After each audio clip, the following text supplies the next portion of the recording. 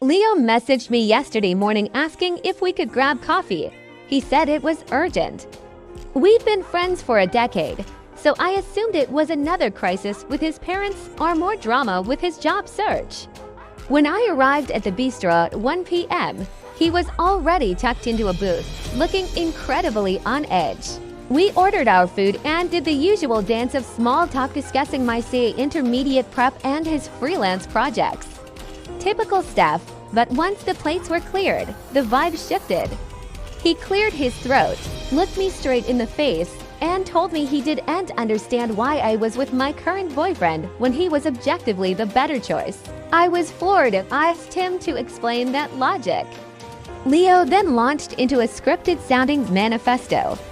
He talked about how he claimed me first back in high school, how he's taller than my boyfriend, and how he is more established. It was honestly delusional. My boyfriend works 50 hours a week to build a life, while Leo is 24 and still lives in a condo his father pays for, driving a car his mom bought him last Christmas. He spoke like I was a reward at the end of a 10-year marathon.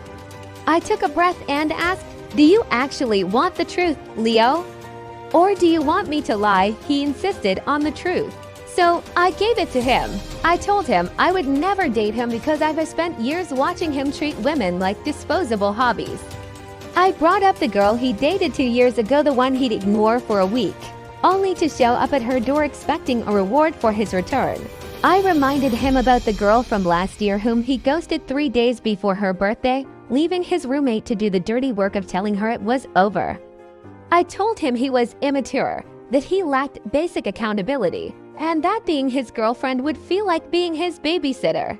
I admitted that I'd been pulling away from our friendship for the last 2 years because I was disgusted by how he treated people.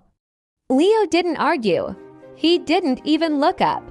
He sat in total silence for a long minute, then threw some cash on the table, grabbed his coat, and walked out without a word.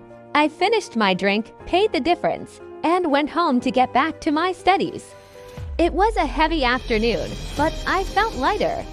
Then, around 8 p.m., my phone became a war zone.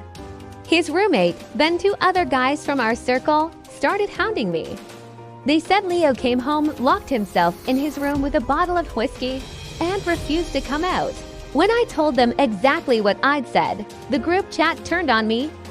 They said I was brutal, that I annihilated his confidence, and that I broke him.